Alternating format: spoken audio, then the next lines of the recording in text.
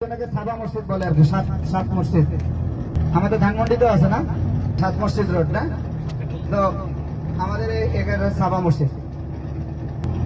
আমরা বামে তাকাই একটা মসজিদ,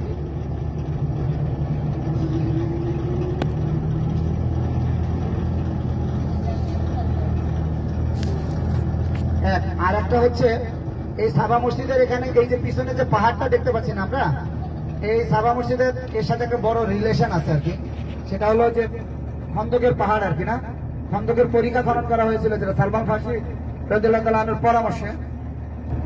ও আচ্ছা, সামনে আরেকটা মসজিদ আছে ফাতেমাতুজ জোহরা মসজিদ, এটা অবশ্য ওই যে সামনের যে মসজিদটা একটু ছোট্ট দেখা যাচ্ছে, বামে তাকাই, বামে সম্বন্ধে আমার এলেম ছিল না, আজকে জানলাম আর কি। ফাতেমাতুজ জোহরা মসজিদ, আমাদের যে সুদক্ষ চালক তার নির্দেশনায় আমরা এটা জানতে পারলাম।